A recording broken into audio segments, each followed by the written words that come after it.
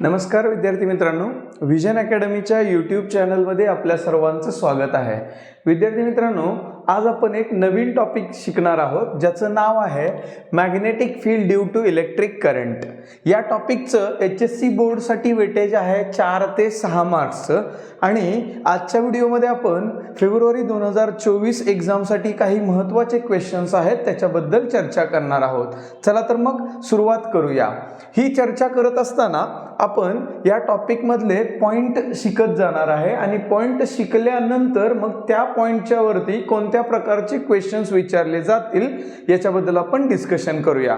चला तर सुरुवात करूया. पहिला वाला पार्ट आहे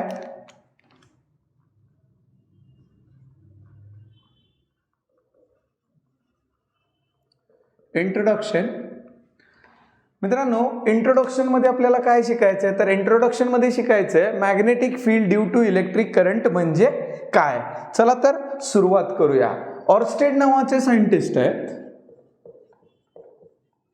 येस, या ऑर्स्टेड नावाच्या सायंटिस्टनी एक एक्सपेरिमेंट परफॉर्म केला. त्या एक्सपेरिमेंटमध्ये त्यांनी काय केलं तर एक करंट कॅरिंग कंडक्टर घेतला ज्याच्यामधून I एम्पियर करंट फ्लो होतोय आणि त्या करंट कॅरिंग कंडक्टरच्या बाजूला त्यांनी एक मॅग्नेटिक निडल ठेवली. Yes, which is having 2 poles, north and south pole. आता करंट कॅरिंग कंडक्टरच्या बाजूला ज्यावेळी मॅग्नेटिक निडल ठेवली त्यावेळी त्यांना काय जाणवलं तर ही मॅग्नेटिक निडल आहे ती मॅग्नेटिक निडल काय होते तर डिफ्लेक्ट होते. मग मॅग्नेटिक निडल डिफ्लेक्ट कधी होते तर आपल्याला माहिती आहे, जर सपोज बघा मी असं मांडतो, इथं हा एक बार मॅग्नेट आहे आणि इकडे एक दुसरा वाला बार मॅग्नेट आहे. या बार मॅग्नेटला किती पोल्स आहेत तर नॉर्थ, इथं आहे साऊथ, याचं मी म्हटलं इथे नॉर्थ आणि इथे साऊथ. तर नॉर्थ पोल एकत्र येत आहेत तर मला कळतंय हे दोघं एकमेकांना काय करतील रिपेल करतील. जरी इथं साऊथ पोल असेल आणि इकडं साऊथ पोल म्हणजे इथं आणि इथं साऊथ पोल असतील तरीही ते दोघं एकमेकांना रिपेल करतील. मी असं म्हणेल इथे नॉर्थ पोल आहे आणि इकडे साऊथ पोल आहे तर ते दोघं एकमेकांना काय करतील अट्रॅक्ट करतील. मला याच्यामधून तुम्हाला काय सांगायचं आहे तर मॅग्नेटिक फोर्स आहे किंवा या दोघांच्या मध्ये जो अट्रॅक्टिव्ह आणि रिपल्सिव्ह फोर्स ऍक्ट झाला तो कुणामुळे झाला तर याच्यावरती याच्यामुळे ऍक्ट झाला आणि याच्यावरती याच्यामुळे ऍक्ट झाला.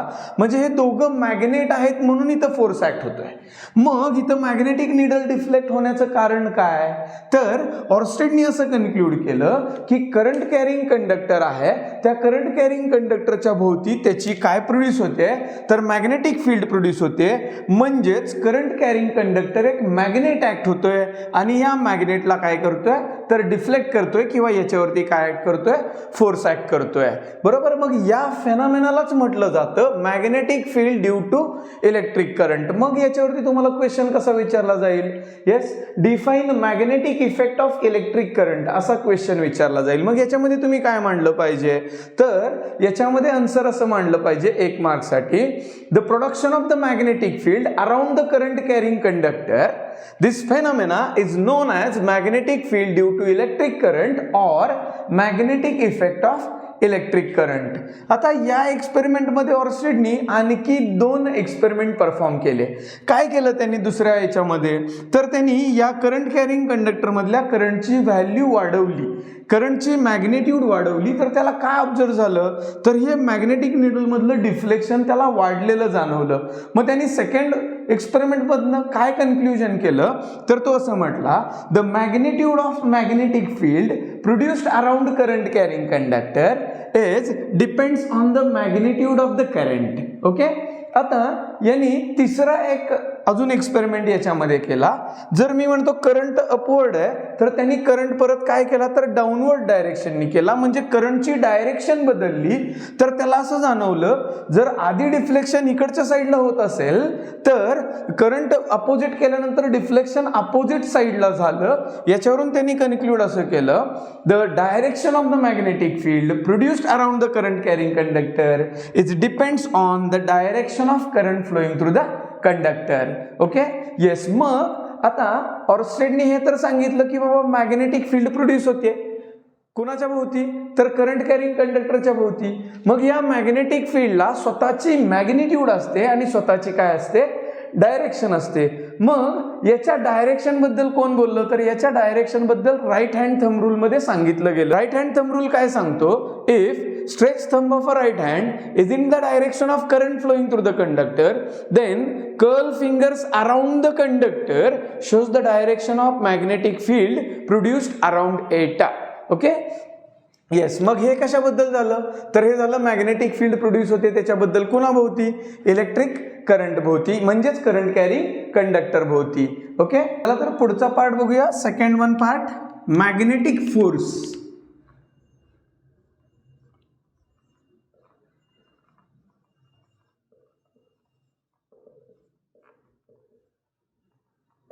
Yes, magnetic force. बघा आता हा मॅग्नेटिक फोर्स कुणावरती ऍक्ट होतो, तर मॅग्नेटिक फोर्स हा चार्ज वरती ऍक्ट होतो. सपोज आपण असं म्हणूया, let Q is the charge. Q हा एक चार्ज आहे आणि हा चार्ज v एवढ्या व्हेलॉसिटीनं मूव्ह होतोय. v व्हेलॉसिटीनं काय होतोय, मूव्ह होतोय. Which says that Q is not a stationary, it is a moving charge. म्हणजे चार्ज मूव्ह होतोय आणि या मूव्ह होणाऱ्या चार्जला आपण मॅग्नेटिक फील्ड मध्ये ठेवलं. फॉर एक्झाम्पल बघा आता इथं मी असं म्हणतोय, मॅग्नेटिक फील्ड मी दाखवतोय, सर्कल केलेत आणि आउटवर्ड मॅग्नेटिक फील्ड येते. सर्कल आणि त्याच्यामध्ये डॉट हे मला सांगतं की आउटवर्ड फील्ड आहे. म्हणजे मॅग्नेटिक फील्ड ही अशी बोर्डला परपेंडिक्युलर आहे, अशी बाहेर येते. बरोबर, ही मॅग्नेटिक फील्ड दाखवली जाते बी बारनी.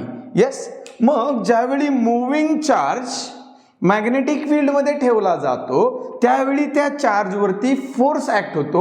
आता हा फोर्स कुणामुळे ऍक्ट होतो, तर मॅग्नेटिक फील्ड मुळे ऍक्ट होतो. म्हणून या फोर्सला म्हटलं जातं मॅग्नेटिक फोर्स आणि तो रिप्रेझेंट केला जातो मॅग्नेटिक फोर्स Fm. याच्यावरती बार दिला जातो. We all know that force is a vector quantity. मग हा जो मॅग्नेटिक फोर्स आहे तो कसा डिफाइन केला जातो, तर Q इंटू इथं म्हटलं जातं V bar cross B bar. Yes, मला सांगा फोर्स कसली क्वांटिटी आहे, तर वेक्टर क्वांटिटी. म्हणजे इकडचा रिझल्ट आहे तो वेक्टर आला पाहिजे. म्हणजे ह्या दोघांच्या मध्ये कुठला वाला प्रोडक्ट आहे, तर क्रॉस प्रोडक्ट आहे. Yes, this is nothing but all about the magnetic force. हा झाला मॅग्नेटिक फोर्स. बरोबर, येस. याच्यामध्ये कुठला प्रोडक्ट आहे, क्रॉस प्रोडक्ट. हा Q आहे, तो V एवढ्या व्हेलॉसिटीनं मूव्ह होतोय आणि त्याला मॅग्नेटिक फील्ड मध्ये ठेवलंय. त्यावेळी त्या चार्ज वरती काय ऍक्ट होतो, फोर्स ऍक्ट होतो. तो जो फोर्स ऍक्ट होतो तो मॅग्नेटिक फील्ड मुळे ऍक्ट होतो, म्हणून त्याला म्हटलं जातं मॅग्नेटिक फोर्स. असंच आपण इलेक्ट्रोस्टॅटिक टॉपिक मध्ये एक फोर्स शिकलाय, force due to the electric. मग force due to the electric कसा रिप्रेझेंट केला जातो, तर force electric bar which is equals to force कुणावरती ऍक्ट होतो, तो पण तर चार्ज वरती ऍक्ट होतो. आणि कुणामुळे ऍक्ट होतो, तर तो ऍक्ट होतो इलेक्ट्रिक फील्ड मुळे. म्हणजे जिथं मी मांडलं electric field intensity. Now this is nothing but the electric force. म्हणजे आपण इथं इलेक्ट्रिक फोर्स पण मांडला आणि मॅग्नेटिक फोर्स पण मांडला.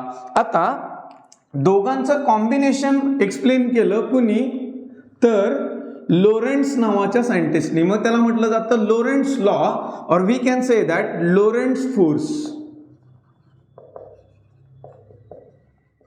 येस, मग लोरेंट्स फोर्सनी काय केलं, तर total force acted on a charge त्यांनी दिला. Force, total force acted on a charge. मग त्या चार्ज वरती किती प्रकारचे फोर्स ऍक्ट होतात, तर 2 फोर्स ऍक्ट होतात. पहिला वाला फोर्स आपण म्हणूया force due to the electric आणि force due to the magnetic. Yes, मग आपल्याला माहिती आहे force due to the electric कसा मांडला जातो, तर Q into E bar plus इथं मी असं म्हणेल Q into V bar cross B bar. Yes, हा झाला कुणाचा वाला फोर्स रे, तर हा झाला लोरेंट्स वाला फोर्स. बरोबर, या टॉपिकच्या अंडर तुम्हाला एक्झाम मध्ये कसे क्वेश्चन विचारले जातील, तर ते तुम्हाला क्वेश्चन विचारला जाईल डिफाइन द मॅग्नेटिक फोर्स और right the formula for the magnetic force acted on a charge. आणखी एक क्वेश्चन विचारला जाऊ शकतो 1 मार्कला किंवा 2 मार्कला, define and explain the Lorentz force किंवा एक्सप्लेन द लोरेंट्स फोर्स. अशी 2 मार्क्सची तुम्हाला एक कन्सेप्ट विचारली जाऊ शकते. मग लोरेंट्स फोर्स वरती जर क्वेश्चन आला तर पहिलं तर तुम्ही इलेक्ट्रिक फोर्स डिफाइन करायचा आहे. Electric force is nothing but when charge is in a rest position and it is placed in a electric field of another charge. आणि मॅग्नेटिक फोर्स म्हणजे ज्यावेळी चार्ज आपला मूव्ह होतोय v एवढ्या व्हेलॉसिटीने आणि त्या मूव्हिंग चार्जला आपण ठेवलंय मॅग्नेटिक फील्ड मध्ये, त्यावेळी ऍक्ट होणारा फोर्स आहे मॅग्नेटिक फोर्स. आणि त्या दोघांचं कॉम्बिनेशन किंवा आपण म्हणूया दोघांचं composition, that is nothing but the total force which is given by the Lorentz force और which is known as a Lorentz force. Okay, ठीक आहे. चला next one part, third one part. It is a magnetic force on wire carrying current. म्हणजे current carrying वायरवरती act होणारा कसला वाला force, तर मॅग्नेटिक फोर्स. मॅग्नेटिक फोर्स म्हटलं की लक्षात ठेवायचं मॅग्नेटिक फील्डमुळं, सॉरी मॅग्नेटिक फोर्स म्हटलं की लक्षात ठेवायचं मॅग्नेटिक फील्डमध्ये ठेवल्यामुळं ऍक्ट होणारा फोर्स. आपल्याला माहिती आहे मॅग्नेटिक फोर्स बद्दल, आपल्या सगळ्यांना माहिती आहे. काय रे मॅग्नेटिक फोर्स बद्दल माहिती आहे, तर magnetic force Fm bar which is equals to Q into V bar cross B bar. म्हणजे काय, तर Q चार्ज V व्हेलॉसिटीनं मूव्ह होत असेल आणि त्याला जर मॅग्नेटिक फील्डमध्ये ठेवलं B बार एवढ्या, तर त्याच्यावरती ऍक्ट होणारा फोर्स या फॉर्म्युल्याने दिला जातो. बरोबर. मग करंट कॅरिंग कंडक्टरवरती किंवा करंट कॅरिंग वायरवरती जो फोर्स ऍक्ट होतो तो 3 प्रकारे डिफाईन केला जातो, 3 वेगवेगळ्या केसेसमध्ये. मग पहिली वाली केस काय आहे, तर स्ट्रेट वायर. येस, म्हणजे आपला जो कंडक्टर आहे तो कसा कंडक्टर आहे, तर स्ट्रेट कंडक्टर आहे. चला तर मग सुरुवात. बघ आता एक करंट कॅरिंग कंडक्टर आहे, येस, की ज्याची लेंथ आहे L आणि या करंट कॅरिंग कंडक्टर मधून आपण असं म्हणूया I एम्पियर करंट फ्लो होतोय. येस, आणि हा जो करंट कॅरिंग कंडक्टर आहे त्याच्यावरती कसला फोर्स ऍक्ट होणार आहे, मॅग्नेटिक फोर्स. म्हणजे मला याला असं म्हटलं पाहिजे, याला आपण इथं मॅग्नेटिक फील्डमध्ये ठेवूया. येस, इथं मी असं म्हटलं पाहिजे की ही B बार नावाची मॅग्नेटिक फील्ड आहे. येस, ही मॅग्नेटिक फील्ड आहे ती युनिफॉर्म मॅग्नेटिक फील्ड आहे. म्हणजे हा करंट कॅरिंग कंडक्टर मी युनिफॉर्म मॅग्नेटिक फील्डमध्ये ठेवलाय, त्यावेळी त्याच्यावरती काय ऍक्ट होतो, तर फोर्स ऍक्ट होतो. तो फोर्स आपल्याला फाइंड आउट करायचा आहे. येस, मग आता लक्ष द्या, इथं कोण फ्लो होत आहे रे, तर करंट फ्लो होतोय. मला माहिती आहे करंट म्हणजे काय, तर फ्लो ऑफ अ चार्ज. पण प्रॅक्टिकली विचार केला तर करंटच्या फ्लोच्या बरोबर अपोजिट डायरेक्शन मध्ये कोण फ्लो होतं, तर चार्ज फ्लो होतो. मग या चार्जला स्वतःची व्हेलॉसिटी असते, ती व्हेलॉसिटी दिली जाते ड्रिफ्ट व्हेलॉसिटी म्हणून. कशी दिली जाते, ड्रिफ्ट व्हेलॉसिटी. म्हणजे हा जो फॉर्म्युला आहे तो फॉर्म्युला मी इथं असं मांडू शकतो, yes, force magnetic bar which is equals to Q into इथल्या वाल्या चार्जवरती ऍक्ट होणारी व्हेलॉसिटी आहे drift velocity bar cross product with what about that रे, B बार. आता आपल्याला याचं डेरिवेशन डिराईव्ह करायचंय, पुढे जायचंय. बघा याच्यामध्ये मी म्हणेल इथं कोण आहे रे, तर चार्ज आहे. मग मी असं म्हणेल चार्ज बद्दल आपल्याला काय माहिती आहे, तर चार्ज बद्दल आपल्याला काय माहिती आहे, तर मला करंटची डेफिनेशन माहिती आहे. Current is nothing but charge upon काय आलं रे, तर टाइम आलं. Therefore we can say that charge is equals to current into काय आलं रे आपल्याकडे इथे, तर टाइम आला. ओके, म्हणजे मला चार्जची व्हॅल्यू भेटली in terms of a current. आता पुढचा वाला फॉर्म्युला मला कोणाचा पाहिजे, तर व्हेलॉसिटीचा फॉर्म्युला पाहिजे. मग मला कळतं इथं ड्रिफ्ट व्हेलॉसिटी म्हणजे काय किंवा व्हेलॉसिटी म्हणजे काय, तर velocity is nothing but distance upon time. मग इथं किती डिस्टन्स ट्रॅव्हल करते, तर हा Q वाला चार्ज या पॉइंट पासून इकडपर्यंत मूव्ह होतोय, म्हणजे L एवढं डिस्टन्स ट्रॅव्हल होतोय किती टाइम मध्ये, तर T एवढ्या टाइम मध्ये. येस, म्हणजे इथं मला कोणाचा फॉर्म्युला भेटला, तर ड्रिफ्ट व्हेलॉसिटीचा फॉर्म्युला भेटला. येस, आता पुढचा वाला प्रकार बघा, मी याच्यामध्ये असं म्हणेल, याची जर वेक्टर फॉर्म आहे हा, याचा जर मॅग्निट्यूडचा विचार केला तर मी असं म्हणेल Fm which is equals to Q into VD into B into कुठला वाला थिटा रे, तर साइन थिटा. ही झाली मॅग्निट्यूड याची, ही काय झाली, मॅग्निट्यूड. येस, Q बद्दल मला माहिती आहे, VD बद्दल मला माहिती आहे. देअरफॉर मी असं म्हणेल, therefore we get a magnitude of the magnetic force which is equals to Q ची व्हॅल्यू इथं काय आली आहे, तर I इंटू टी आली आहे. I into T into what is the value of the VD, drift व्हेलॉसिटीची व्हॅल्यू काय आहे, तर लेंथ अपॉन टाइम आली. इथं मी असं म्हणेल B इंटू कुठला वाला थिटा रे, तर साइन थिटा. मग मी इथं असं म्हणेल Fm which is equals to I, this tt get cancel, ILB into sine of a theta. Now this is nothing but the magnitude of a force acted on a current carrying conductor having a length L when it is placed in a magnetic field. आता हे झालं कुठला वाला form याचा, तर हा झाला मॅग्नेट्यूडचा form और स्केलर फॉर्म. आता आपल्याला त्याची डायरेक्शन दाखवायची आहे. मग आता इथं डायरेक्शन तर कुणाला असते, तर करंटला असते. करंटला डायरेक्शन असते, मी दाखवू शकत नाही. मग मी कुणावरती डायरेक्शन दाखवेल, तर लेंथवरती डायरेक्शन दाखवेल. मग हे वेक्टर फॉर्म मध्ये कसं मांडलं जाईल, तर magnetic force bar which is equals to I into, इथं मी असं म्हटलं पाहिजे L bar cross product with what about that रे B bar. Now this is nothing but the vector form of magnetic force acted on straight current carrying wire और straight current carrying conductor.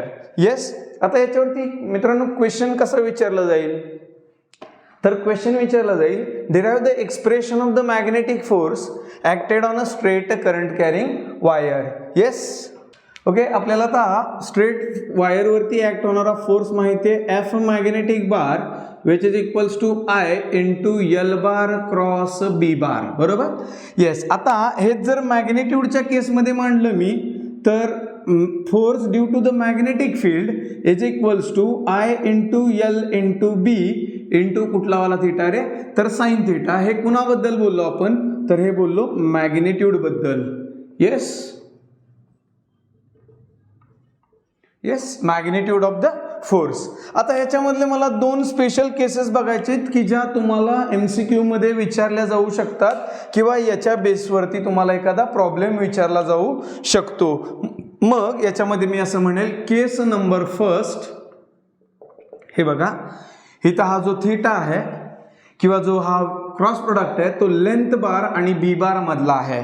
म्हणजे हा current carrying conductor आहे, याच्यामध्ये हा current, याची इथून इथपर्यंत असणारी काय रे ही लेंथ, याला आपण कशामध्ये ठेवलंय, तर याला आपण ठेवलंय मॅग्नेटिक फील्ड मध्ये B बार मध्ये. मग हा जो थीटा आहे तो कुणामधला अँगल आहे, तर तो थीटा करंटच्या डायरेक्शन मध्ये आणि मॅग्नेटिक फील्डच्या डायरेक्शन मध्ये येणारा अँगल आहे. याला मी असं म्हणतो, theta is the angle between the current carrying conductor and the magnetic field in the advancing direction of both. म्हणजे दोघांच्या ॲडव्हान्सिंग डायरेक्शनच्या मधला, म्हणजे हा करंट इकडून इकडे चाललाय, मॅग्नेटिक फील्ड इकडे चाललाय, याच्यामधला हा काय आहे, तर अँगल आहे. मग आपण असं म्हणूया, करंट कॅरिंग कंडक्टर आणि मॅग्नेटिक फील्ड जर एकमेकांना पॅरलल असतील तर काय होईल, एकमेकांना काय आहेत, तर पॅरलल. म्हणजे त्यांच्यामधला अँगल किती रे, तर 0.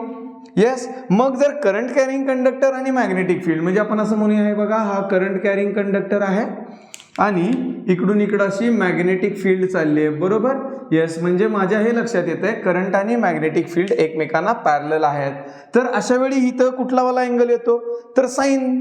मग मी असं म्हणेल sine theta is equals to sine 0 is equals to किती रे, 0.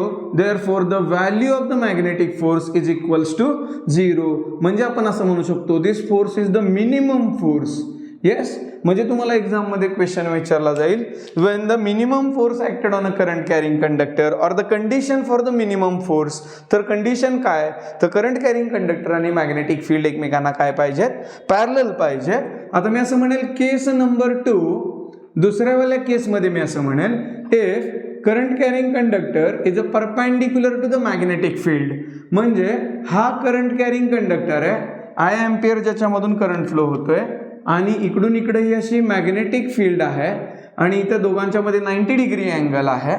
म्हणजे मला कळतंय थीटा किती रे झाला इथे, तर 90 डिग्री झाला. मग मला हे माहिती आहे sine theta is equals to sine 90 is equals to किती असतं रे, तर 1 असतं. मग मॅग्नेटिक फोर्सची व्हॅल्यू मला किती भेटेल, तर बघा I is the current. Yes, next one L be the length, B be the magnetic field आणि साइन थीटाची व्हॅल्यू किती आहे, तर 1 आहे. मग मी या फोर्सला म्हणू शकतो it is nothing but what about that ray, maximum force. म्हणजे तुम्हाला या दोन केस खूप महत्त्वाच्या आहेत. बरोबर. या दोन केस लक्षात ठेवल्या तर काय MCQ ला तुम्हाला सॉल्व्ह करायला मदत होईल किंवा 1 मार्कचा क्वेश्चन पण विचारला जाऊ शकतो. Yes, when the minimum and the maximum force acted on a current carrying conductor when it is placed in a magnetic field. आता आपण बघितलं की straight वायरवरती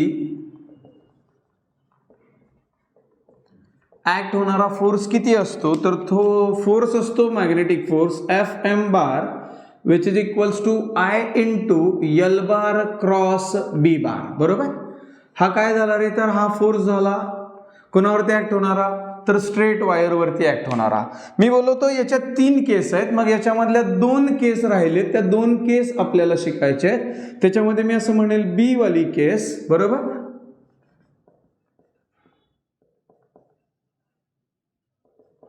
arbitrarily shaped wire.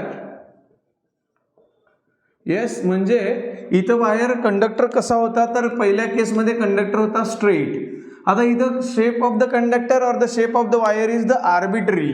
For example मी असं म्हणतो की बघा हा वाला शेप आहे वायरचा, या वायरमधून आय एम्पियर करंट फ्लो होतोय. आय एम्पियर करंट काय होतोय, फ्लो होतोय. आता आपल्याला या करंट कॅरिंग कंडक्टरला मॅग्नेटिक फील्डमध्ये ठेवायचंय. म्हणजे मी असं म्हणेल की इथं मॅग्नेटिक फील्ड याच्यावरती ऍक्ट होते. येस, ही मॅग्नेटिक फील्ड अशी दाखवली, मी कशीही दाखवू शकतो, आतमध्ये दाखवू शकतो, बाहेर दाखवू शकतो. इथं मॅग्नेटिक फील्ड आहे ही. येस. आता या करंट कॅरिंग कंडक्टरला जो की आर्बिट्ररी शेपचा आहे त्याला मॅग्नेटिक फील्डमध्ये ठेवलंय, तर त्याच्यावरती फोर्स ऍक्ट होईल का, तर त्याच्यावरती फोर्स ऍक्ट होतो.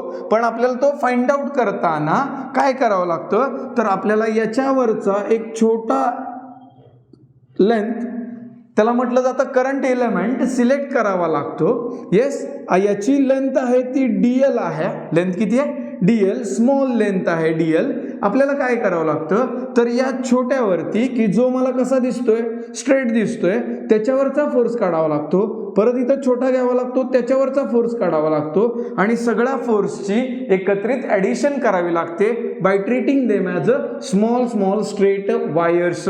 मग हा फॉर्म्युला कसा रिअरेंज केला जाईल, तर बघा याच्यावरचा जो फोर्स आहे तो मला भेटेल here nothing but DFM bar. Y D for the small differential, याला आणखी म्हटलं जातं इन्क्रिमेंटल, याला आणखी म्हटलं जातं इनफायनाइट सिमल. येस, छोट्या करंट कॅरिंग कंडक्टर मधून की जो मला दिसताना कसा दिसतोय, स्ट्रेट दिसतोय, त्याच्यामध्ये ऍक्ट होणारा, एवढ्या कंडक्टरवरती ऍक्ट होणारा हा फोर्स आहे. मी त्याला असं म्हणेल I इंटू, मला एवढं कळतंय कंडक्टर हा छोटा असू द्या किंवा मोठा असू द्या, सगळ्यामधून करंट किती पास होत आहे, तर I एम्पियर. इथं लेंथ आहे, तर लेंथच्या ऐवजी मी इथं म्हटलं पाहिजे DL चा बार. मी इथं स्मॉल L वापरलाय, कॅपिटल मुद्दाम वापरतो, DL बार. आणि इथं मी म्हटलं पाहिजे क्रॉस प्रोडक्ट ऑफ व्हॉट रे, तर B बार. आता मला काय कळतंय, हा जो फोर्स आहे DFM बार, तो एवढ्या छोट्या लेंथमुळे ऍक्ट होणारा फोर्स आहे. म्हणजे एवढ्या छोट्या लेंथवरती ऍक्ट होणारा फोर्स आहे. We have to find out the force acted on the total conductor which is of the arbitrary shape. मग मला काय करावं लागेल, तर याची कंटिन्युअस ऍडिशन करावी लागेल. म्हणजे बघा इथला वाला फोर्स मी काढेल, परत इथला वाला फोर्स काढेल, परत इथला वाला फोर्स काढेल आणि या सगळ्या फोर्सची ऍडिशन करेन आणि ती ऍडिशन मला भेटते इंटिग्रेशननी. म्हणजे मी असं म्हणेल integral of DFM bar which is equals to, हे बघा मी याचं इंटिग्रल घेईल, एकच मिनिट, मी याचं इंटिग्रल घेईल, मी असं म्हणेल I into DL bar cross product with what ray, B बार. मला सांगा इंटिग्रल कोणाचं होतंय, तर DL चं होतंय. मग DL एकदा इथे, एकदा इथे, एकदा इथे, एकदा इथे, असं सगळे DL आपल्याला ऍड करायचे. पण DL जरी बदलला तरी करंट किती आहे, I. आणि DL जरी बदलला तरी मॅग्नेटिक फील्ड किती आहे, B आहे. म्हणजे करंट आणि मॅग्नेटिक फील्ड कॉन्स्टंट आहेत, DL बदलला तरी. मग मी असं म्हणेल इथे FM bar can be represented as integral of DFM bar which is equals to I into, मी असं म्हणेल इथे इंटिग्रल ऑफ DL बार, याला मी ब्रॅकेट टाकेन मुद्दामून, आणि इथं क्रॉस प्रोडक्ट ऑफ काय म्हटलं पाहिजे रे, तर B बार म्हटलं पाहिजे. याचा अर्थ काय, तर इंटिग्रल किंवा ऍडिशन फक्त कोणाचे, DL सेगमेंटचे. करंट आणि मॅग्नेटिक फील्ड कशी राहते रे, तर कॉन्स्टंट राहते. हे झालं आर्बिट्ररी शेप्ड वायर बद्दल. मग आता पुढचा वाला प्रकार काय आहे, आपण याच्यामध्येच पुढचा वाला पार्ट पण कव्हर करूया. C part. Yes, magnetic force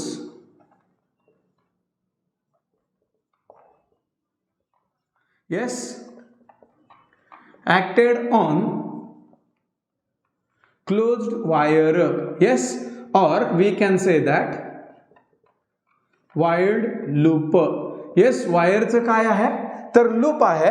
या लूप वरती ऍक्ट होणारा आपल्याला काय काढायचं आहे तर मॅग्नेटिक फोर्स फाइंड आउट करायचा आहे. म्हणजे बघा आता मी असं म्हणतो, let us consider here nothing but the current carrying conductor.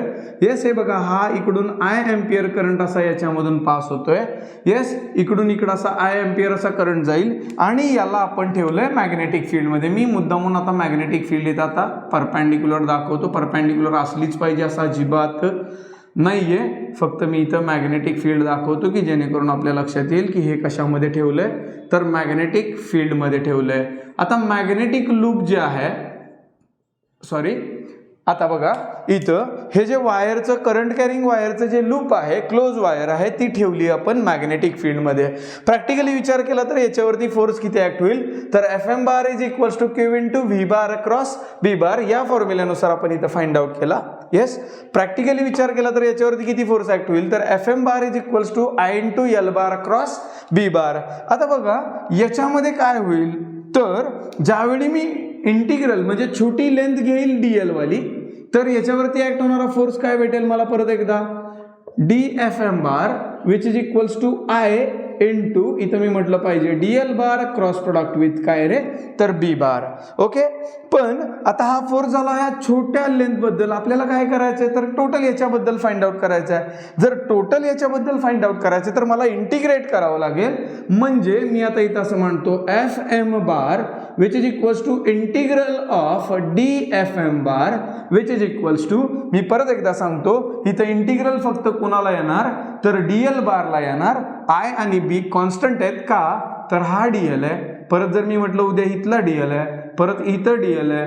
dl जरी बदलला तरी करंट आणि मॅग्नेटिक फील्ड बदलत नाही. इथं ही जी आहे ती काय आहे मॅग्नेटिक फील्ड आहे. मॅग्नेटिक फील्ड काय होत नाहीये तर बदलत नाहीये. मग मी असं म्हणेल I inside the bracket integral of dl बार, याला मी ब्रॅकेट टाकतो आणि इथं मी म्हणतो क्रॉस प्रोडक्ट ऑफ काय रे तर B बार. येस, सगळ्यांचं लक्ष इकडे असू द्या. इथं लेंथ वेक्टर आहे, याच्यावरती मी कुठला प्रोडक्ट घेतला पाहिजे किंवा कसलं इंटिग्रल, सॉरी इथं इंटिग्रल कोणाचं आहे तर लेंथचं, आणि हे कसलं वाला इंटिग्रल आहे तर क्लोज इंटिग्रल आहे. मला नेहमी हे माहिती आहे मॅथमॅटिक्स मधला फॉर्म्युला, कुठल्याही गोष्टीचं जर मी क्लोज इंटिग्रल घेतो तर त्याचा रिझल्ट मला किती भेटतो रे तर 0 भेटतो. म्हणजे याचा रिझल्ट मला 0 भेटणार आहे. 0 इंटू एनिथिंग मला काय भेटेल तर 0 भेटेल. म्हणजे force due to the magnetic which is equals to किती असेल रे तर 0 असेल. येस, म्हणजे हे लक्षात ठेवायचं आहे कुठल्याही क्लोज वायरच्या लूपवरती मॅग्नेटिक फोर्स जो ऍक्ट होतो तो किती ऍक्ट होतो तर 0 ऍक्ट होतो. या आधीच्या एक्झाम मध्ये याच्यावरती एक क्वेश्चन विचारला होता की क्लोज लूप वायरवरती मॅग्नेटिक फोर्स किती ऍक्ट होतो, तर त्याचा आन्सर आहे किती रे 0. 1 मार्कचा क्वेश्चन तुम्हाला विचारला होता. येस, आर्बिट्री शेपच्या बाबतीतला पण ते फॉर्म्युला डिराईव्ह करायला सांगतील तुम्हाला. येस, फॉर्म्युला डिराईव्ह करत असताना पहिला तर स्ट्रेट वायरचा हा फॉर्म्युला मांडला पाहिजे. त्याच्यानंतर ह्या वायरचा शेप आर्बिट्री आहे, आपल्याला स्ट्रेट वायरचा माहिती आहे. मग याच्यामधला छोटा सेगमेंट घ्यायचा आहे की जो कसा दिसतोय स्ट्रेट दिसतोय, त्याच्यावरती हा फॉर्म्युला अप्लाय करायचा आणि हा dl परत हा dl असे dl एकत्र करण्यासाठी याला काय करायचं तर इंटिग्रेट करायचं, म्हणजेच कंटिन्युअस ऍडिशन करायची आणि आपल्याला हा फायनल वाला फॉर्म्युला भेटेल. ओके, येस विद्यार्थी मित्रांनो, आता आपण मॅग्नेटिक फोर्स बद्दल शिकलो, ज्याचा फॉर्म्युला आपण मांडला. That set magnetic force which is equals to I into L bar cross B bar. Yes, हे जे L बार लेंथ वेक्टर आहे हा ऍक्च्युली डायरेक्शन कोणाची रिप्रेझेंट करतो तर करंटची डायरेक्शन रिप्रेझेंट करतो. येस, हा झाला फॉर्म्युला. मला कळतंय फोर्स वेक्टर क्वांटिटी आहे, म्हणजे फोर्सला मॅग्नेट्यूड पण आहे आणि डायरेक्शन पण आहे. मग करंटची डायरेक्शन माहीत असेल, मॅग्नेटिक फील्डची डायरेक्शन माहिती असेल, तर मला फोर्सची डायरेक्शन फाइंड आउट करता आली पाहिजे. मग ही डायरेक्शन आपल्याला कुणी दिली तर या डायरेक्शन बद्दल फ्लेमिंग्स नावाच्या सायंटिस्टनी कन्क्लुजन मांडलं. काय तर याला म्हटलं जातं फ्लेमिंग्स लेफ्ट हँड रूल. मग फ्लेमिंग लेफ्ट हँड रूल माहीत असणं खूप जास्त गरजेचं आहे. फ्लेमिंग लेफ्ट हँड रूल काय सांगतो तर फ्लेमिंग लेफ्ट हँड रूल सांगतो if first finger, middle finger and thumb of a left hand stretch such as they are mutually perpendicular to each other. पुढे जाऊन if first finger shows the direction of magnetic field middle finger shows the direction of current, then stretch thumb shows the direction of force acted on a current carrying conductor. म्हणजे काय सांगतो Fleming left hand rule? तर Fleming left hand rule सांगतो करंटची direction तुम्हाला माहित असेल, magnetic फील्डची direction तुम्हाला माहित असेल, तर मी तुम्हाला कुणाची डायरेक्शन देतो? फोर्सची डायरेक्शन देतो. परत एकदा रिपीट करूया. If first finger, middle finger and thumb of a left hand stretch such as they are mutually perpendicular to each other. If first finger shows the direction of magnetic field, middle finger shows the direction of current flowing through the conductor, then stretch thumb shows the direction of force acted on current carrying conductor. Okay, या लॉचा आपल्याला पुढं direction find out करण्यासाठी काय होणार आहे? तर मदत होणार आहे, उपयोग. Torque acted on current loop. Yes, तर पहिलं विद्यार्थी मित्रांनो, तुम्हाला टॉर्क म्हणजे काय ते माहित असलं पाहिजे, बरोबर? येस, एकदम सोप्या भाषेत म्हटलं तर torque is nothing but rotational force. Yes, कसला वाला फोर्स असतो? हा रोटेशनल फोर्स, ज्याच्यामुळे काय होतात तर रोटेशन्स प्रोड्यूस होतात. मग टॉर्क कधी प्रोड्यूस होतो? दोन इक्वल आणि अपोजिट फोर्स ऍक्ट होतात. दोन इक्वल आणि कसे अपोजिट फोर्स ऍक्ट होतात. फॉर एक्झाम्पल, हा समोर चाललाय आणि हा इकडे चाललाय, अशा मॅनरमध्ये जर फोर्स ऍक्ट होत असतील, येस बघा, इकडून हा समोर चाललाय, हा इकडे येतोय, तर याला म्हटलं जातं torque. It is nothing but the moment of a couple, और it is nothing but the two equal forces of opposite direction. मग आपल्याला काय करायचंय तर एका करंट कॅरिंग लूप वरती ऍक्ट होणार आपल्याला काय फाइंड आउट करायचंय तर टॉर्क फाइंड आउट करायचा आहे. ही वाली कन्सेप्ट आहे, ती एक्झाम मध्ये तुम्हाला 3 मार्क्सला किंवा काही वेळा 2 मार्कला विचारली जाऊ शकते. चला तर मग सुरुवात करूया. मी असं म्हणेल, इथे एक करंट कॅरिंग लूप आहे, रेक्टँग्युलर लूप घेऊया आपण. इथे करंट कॅरिंग रेक्टँग्युलर लूप आहे, याच्यामधून आय एम्पियर करंट इकडं असा चाललाय, इकडून इकडं करंट जाईल, इथून वरती करंट जाईल असा आय एम्पियर, इकडून इकडं करंट जाईल आय एम्पियर, परत इकडं सेम आय एम्पियर, आणि इकडून इकडं असा करंट काय होईल रे, इकडून निघून जाईल बाहेर. येस, आता हे जे करंट कॅरिंग लूप आहे याच्यावरती काय ऍक्ट होणार आहे? टॉर्क. टॉर्क म्हणजे काय तर टॉर्क म्हणजे दोन फोर्स की जे इक्वल मॅग्निट्यूडचे आहेत आणि अपोजिट डायरेक्शनचे आहेत. मग करंट कॅरिंग कंडक्टरवरती फोर्स कधी ऍक्ट होतो तर ज्यावेळी त्याला मी कुठे ठेवेन? मॅग्नेटिक फील्डमध्ये ठेवेल. मग मी असं म्हणेल, इथं आपण एक मॅग्नेट कन्सिडर करूया, बार मॅग्नेट. येस, इथं मी असं म्हणेल याला नॉर्थ पोल आहे आणि इकडं मी असं म्हणेल याला साऊथ पोल आहे. येस, हे दोन बार मॅग्नेट आहेत, नॉर्थ पोल आणि साऊथ पोल. मग हे काय सांगतायत आपल्याला तर हे सांगतायत आपल्याला हे मॅग्नेटिक फील्ड अप्लाय करतायत याच्यावरती. मी अशा मॅग्नेटिक लाईन्स दाखवेन. येस, इट इज ग्रीनवाल्या. येस, इकडून इकडं मॅग्नेटिक फील्ड ऍक्ट होते. ती मॅग्नेटिक फील्ड मी म्हटलं पाहिजे किती आहे तर ती आहे बी बार नावाची मॅग्नेटिक फील्ड. आता हे जे रेक्टँग्युलर लूप आहे त्या रेक्टँग्युलर लूपला मी असं नेमिंग करून टाकेल. इथे मी असं म्हणेल, इथं पासून नेमिंग करेल P Q R and S. Yes, P Q R S हे एक रेक्टँग्युलर लूप आहे, वायर्ड लूप आहे, ज्याच्यामधनं आय एम्पियर करंट फ्लो होतोय आणि त्याला आपण कुठं ठेवलंय तर मॅग्नेटिक फील्डमध्ये ठेवलंय. त्याच्यावरती ऍक्ट होणार आपल्याला काय काढायचं आहे? टॉर्क फाइंड आउट करायचा आहे. मला हे माहिती आहे, म्हणजे मी असं म्हणेल वी नो दॅट. काय रे आपल्याला माहिती आहे इथे तर force acted on a current carrying loop, force acted on a current carrying loop F which is equals to किंवा F bar which is equals to I into L bar cross B bar, L bar cross B bar. Yes, कशाचा formula आहे हा तर हा formula आहे magnetic फोर्सचा. कुणावरती act होणारा तर current carrying straight वायरवरती ऍक्ट होणारा. कधी तर ज्यावेळी त्याला आपण कशामध्ये ठेवू? मॅग्नेटिक फील्डमध्ये ठेवू. मग आता हा जो फोर्स आहे या फोर्सची मी मॅग्नेट्यूड मांडेल तर ती मॅग्नेट्यूड अशी मांडली जाते F is equals to I into L into B into कुठला वाला थिटा रे? Sine theta. This is in case of what रे? मॅग्नेट्यूड. हे मी असं म्हणेल मॅग्नेट्यूडच्या केसमध्ये आहे. येस, चला पुढे जाऊया. आता या वायर्डवाले मला किती लूप किती सेगमेंट दिसत आहेत, तर PQRS लूपचे मला 4 सेगमेंट दिसत आहेत. एक सेगमेंट आहे PQ, एक सेगमेंट आहे RS, एक सेगमेंट आहे PS आणि एक सेगमेंट आहे काय रे QR. मग याच्यामध्ये मी काही ऑब्झर्वेशन्स मांडणार आहे. आता इथे बघा, याच्यामध्ये मी असं म्हणेल A part for segment PQ and segment RS or SR. Segment मी मांडला पाहिजे काय रे, तर RS. यस. मग या दोन सेगमेंटच्या बाबतीत काय कळतंय मला, तर बघा इकडे मी असं म्हणेल हा सेगमेंट आहे PQ बघा, आणि याच्यामध्ये करंट चाललाय इकडून इकडे, करंट हा असा दाखवला, करंट इकडून इकडे चाललाय, PQ सेगमेंट मी ड्रॉ केला. याच्या बाबतीत मला कळतंय मॅग्नेटिक फील्ड जी आहे ती मॅग्नेटिक फील्ड इकडून इकडे अशी चालली आहे. लक्षात येते सगळ्यांच्या? Yes, it is nothing but the magnetic field for the segment what PQ. माझ्या काय लक्षात येते, तर यांच्यामध्ये जो अँगल आहे तो किती डिग्री आहे, 0 डिग्री आहे. देअरफॉर मला कळतं sine of theta is equals to sine of 0 is equals to किती रे, 0. मग साइन 0 ची व्हॅल्यू 0 पुट केल्यावरती फोर्स किती ऍक्ट होईल, तर 0 फोर्स ऍक्ट होईल. म्हणजे मी असं म्हणेल force acted on the PQ segment is equals to 0. या PQ वायरवरती फोर्स ऍक्ट होणार नाहीये, मी इथं मांडून ठेवतो आपल्याला पाहिजे ते.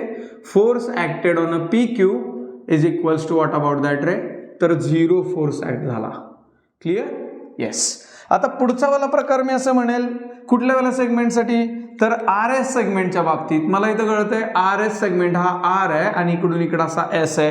हे बघा, R पासून मी S पर्यंत इकडून इकडे चाललोय, तर करंट या डायरेक्शन मध्ये चाललाय आणि जी मॅग्नेटिक फील्ड आहे ती डायरेक्शन बदलत नाहीये. Magnetic field is always from north to south. मग इकडून इकडे मॅग्नेटिक फील्ड येते. आता त्यांच्यामध्ये अँगल किती आहे कोण सांगू शकेल का रे, तर त्यांच्यामध्ये असलेला अँगल आहे 180 डिग्री आणि मला हे कळतं sine theta is equals to sine 180 degree which is also equals to what about that रे, 0. म्हणजे force acted on SR segment, or we can say that force acted on RS segment is equals to what रे, 0. या RS segment वरती पण act होणारा force 0 आहे. म्हणजे PQ आणि RS या दोन सेगमेंट वरती ऍक्ट होणारा फोर्स आपल्याला किती भेटला, तर 0 भेटला. आता किती सेगमेंट राहिले, तर 2 सेगमेंट राहिले. इथं राहिला SP नावाचा सेगमेंट आणि इथं कुठला वाला राहिला रे, तर QR वाला सेगमेंट. ओके, चला आता पुढचा वाला part B part for segment PS, or we can say that the SP. For segment SP सेगमेंटच्या बाबतीत मी विचार करेल तर मला कळतं SP सेगमेंटमध्ये करंट हा असा वरती चाललाय S2. What about that P, current इकडून इकडं असं चाललाय आणि जी मॅग्नेटिक फील्ड आहे ती मॅग्नेटिक फील्ड बघा कशी आहे रे, तर मॅग्नेटिक फील्ड इकडून इकडं अशी चालली आहे. Yes, magnetic field. What the angle between them, किती अँगल आहे यांच्यामध्ये रे, तर theta is equals to 90 degree. मला कळतं साइन ऑफ 90 डिग्री बरोबर. मला असं कळतं sine theta is equals to sine 90 degree is equals to किती असतं रे, तर 1 असतं. म्हणजेच मी असं म्हणेल force acted on SP segment is equals to I. मला त्याची लेंथ मांडली पाहिजे. बघा आता मी इथे एक ॲझम्पशन्स करणार आहे, तर मी असं म्हणेल या पॉइंट पासून या पॉइंट पर्यंत याची जी लेंथ आहे त्या लेंथला मी असं म्हणेल L एवढी लेंथ आहे. येस, आणि P पासून Q पर्यंत इथून इथपर्यंतची जी आहे विड्थ म्हणूया आपण याला, मी याला असं नाव देणार आहे B आहे, ही स्मॉल वाली B. येस, मग आता इथून इथपर्यंतची लेंथ L आहे. मग करंट किती फ्लो होतोय, फोर्सचा फॉर्म्युला सांगतो, force is equals to ILB sine theta. I किती करंट फ्लो होतोय त्याच्यामधनं, तर I करंट फ्लो होतोय. येस, लेंथ किती आहे त्याची, तर L एवढी लेंथ आहे आणि B is the magnetic field. Yes, magnetic field आहे. आणि साइन थीटाची व्हॅल्यू किती आली रे, तर 1 आली. Because current, direction of current और द काय रे, तर direction of a current and the magnetic field किंवा current and magnetic field are perpendicular to each other. आता याच्या पुढचा वाला प्रकार बघूया. फॉर अ सेगमेंट, मी याच्यातच मांडेल, फॉर अ सेगमेंट QR नावाच्या सेगमेंटच्या बाबतीत काय कळतंय आपल्याला, तर करंट हा असा वरतून खाली येतोय क्यू आर सेगमेंट आणि मॅग्नेटिक फील्ड जी आहे ती कशी आहे तर परपेंडिक्युलर मॅग्नेटिक फील्ड आहे बी बार, इथे ही पण 90 डिग्री आहे. Again we can say that here theta is equals to what about that रे 90 डिग्री. मी असं म्हणेल sine theta is equals to sine 90 which is equals to what about that रे 1. Therefore force acted on Q R which is equals to I, current flowing through the conductor I. इथून इथपर्यंत length किती आहे रे तर ती आहे L, आणि बी magnetic field आणि साइन 90 किंवा साइन थिटाची व्हॅल्यू किती आली तर 1 आली. माझ्या हे लक्षात येत आहे एस पी सेगमेंटवरती आणि क्यू आर सेगमेंटवरती ऍक्ट होणाऱ्या फोर्सची मॅग्नेट्यूड सेम आहे. मी इकडं मांडून ठेवतो force acted on S P which is equals to force acted on Q R segment which is equals to I into L into किती रे तर बी. Yes okay. आपल्याला काय फाइंड आउट करायचं रे तर आपल्याला टॉर्क फाइंड आउट करायचा आहे या करंट कॅरिंग लूपवरती ऍक्ट होणारा. ओके. मी आता इथं टॉर्कची डेफिनेशन मांडतो, म्हणजे टॉर्कचा मॅथमॅटिकल फॉर्म्युला मांडतो. येस लक्षात ठेवायचं आहे आपल्याला 12th स्टँडर्डमध्ये बऱ्याच ठिकाणी टॉर्कचा फॉर्म्युला लागतो, बरोबर. वेगवेगळ्या टॉपिकमध्ये फॉर्म्युला वेगवेगळ्या पद्धतीनं मांडला आहे, पण मी सर्वांना सांगतो आपण एकच फॉर्म्युला लक्षात ठेवायचा आणि तो फॉर्म्युला जिथं टॉर्क लागेल तिथं सगळीकडे वापरायचा. आपलं फायनल आन्सर कसं येणार आहे तर सेम येणार आहे. मग मी असं म्हणेल इथे we know that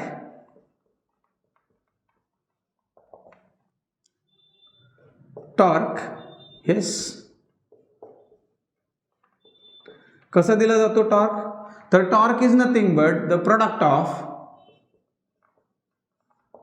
magnitude of one of the force, magnitude of one of the काय म्हटलं रे मी इथे force into perpendicular distance between